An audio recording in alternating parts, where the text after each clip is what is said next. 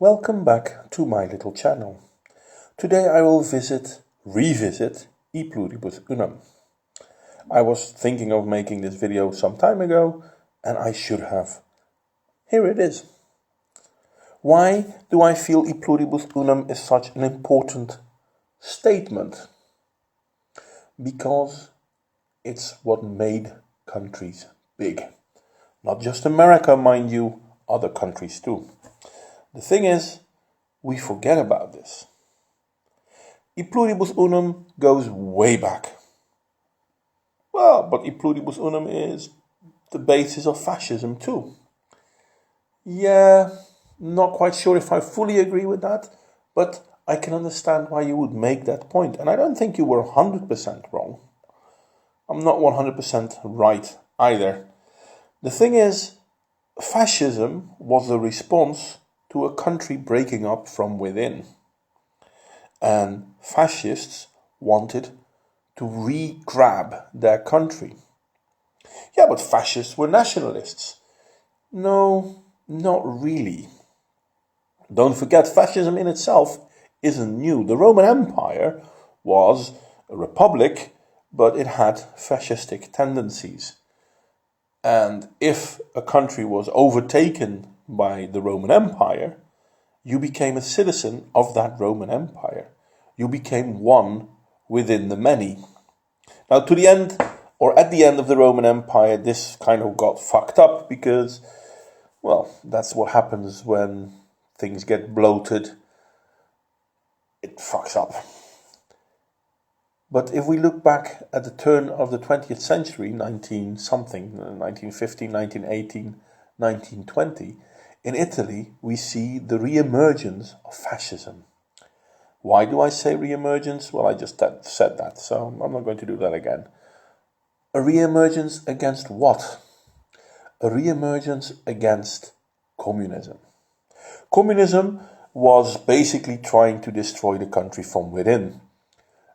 Everything that was going wrong was either the fault of rich people or people protecting rich people. And they were attacking companies, but civilians as well. And people responded to that, not by listening to the Bolshevik or the communist, but by arming themselves and by fighting back. This basically means that the re-emergence of fascism was a grassroots movement. But Mussolini was the head. He was the leader of fascismus. Well, he became the leader of fascismus, I'll grant you that. But he didn't think it up. He didn't organize people. He basically used the movement and became part of it. Does that mean he didn't support it? No, I don't think he didn't support it. I think he totally agreed with the movement. But if not Mussolini, then maybe someone else. Because this came from the people.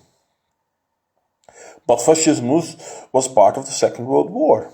Yes. And they were terrible people. Not as bad as the Nazis, but still pretty fucking bad. But does that mean fascism in itself is bad? What we saw was a very wrong form of fascism. Fascism in itself isn't about nationalism. And we saw this in Italy as well, even during the Second World War, but even in the days before the Second World War. It wasn't all about being angry towards people who weren't Italian. Because in Italy, there were also Ethiopian people. And if they supported the state, and not just by saying, oh, yeah, no, I agree, but by actually showing that they supported the state, they were fascists as well. Because they were part of the greater family. Okay, enough about fascism. Fascism has its good sides, fascism has its bad side. This is true for every political movement out there. They have good sides, they have bad sides.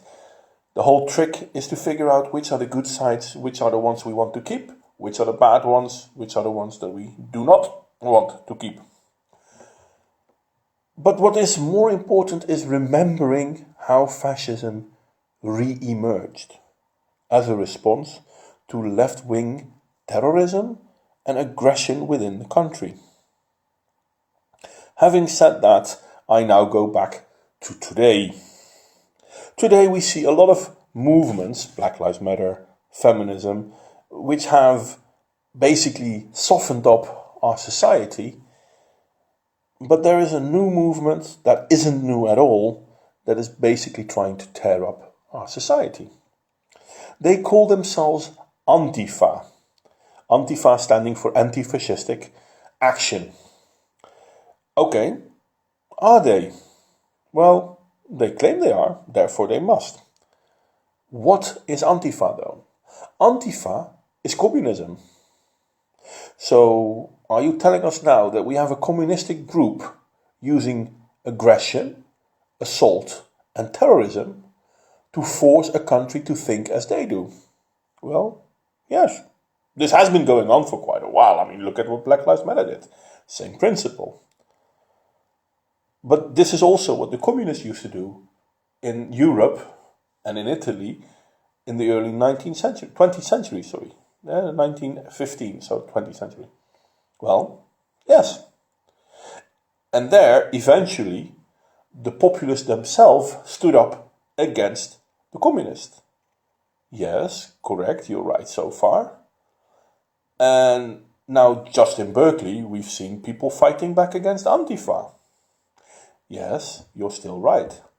Therefore, the people fighting back against Antifa must have been fascists. You know what? I'm willing to grant you that point. I totally am. Yes, we could say that they are fascists. Remembering that fascism was a response to communism. And Antifa is basically communism. And people standing up against Antifa, once again, you could claim they are fascists. It would be an oversimplification, a big oversimplification, but yeah, you could say that. It doesn't make sense though, because a lot of the people that stood up against Antifa in Berkeley did so because of freedom of speech. They're not against black people or homosexuals or whatever. Yeah, but you know, that's the thing. Fascism in itself could have been against people. It could have. But that's not the point. The point is you unite people to fight off an enemy. The enemy being communism. Or in this case, Antifa. Is fascism a bad thing? Just like everything, it can be. So yes, we have to be alert. We have to make sure that they don't overstep freedom of speech, because one totalitarian system isn't good enough to replace another totalitarian system. I broke my tongue 3 times there.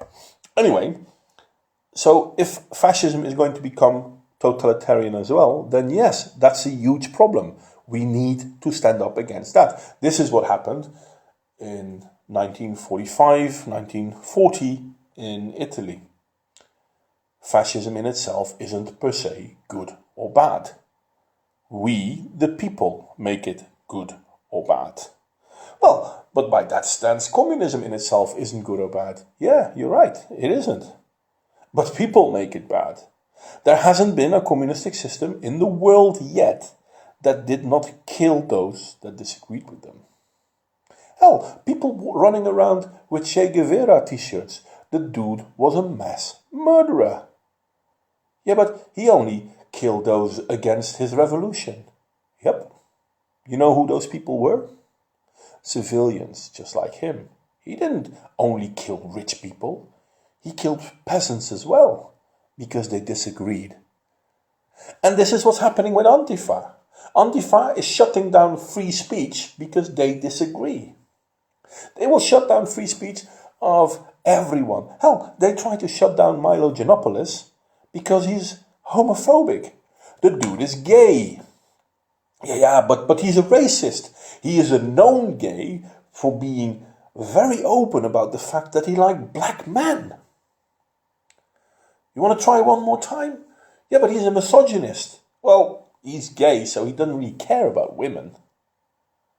3 out of 3, I'm pretty sure we're done here. But we keep hearing these arguments, and we assume they're true because, hey, someone says it. And now we have a re-emergence of what can honestly be called fascism. And unfortunately, at this point in time, we need it. That's scary. So, okay, let's fight back the antifa. Let's fight back Black Lives Matter. Let's fight back the feminists. But please, please people, let's keep a scrutinizing eye on what we become. Because standing up for free speech shouldn't only be for the free speech we fear to lose.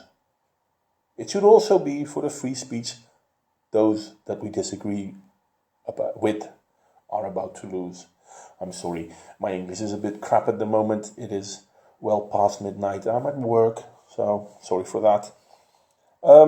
Anyway, these are my thoughts on the subject. Unfortunately, as I said, I'm at work, so no links provided. I might post in a few in the future. Please like, share, subscribe if you feel so inclined.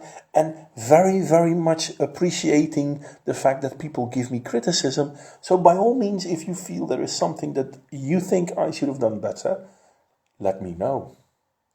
I hope to see you all next time.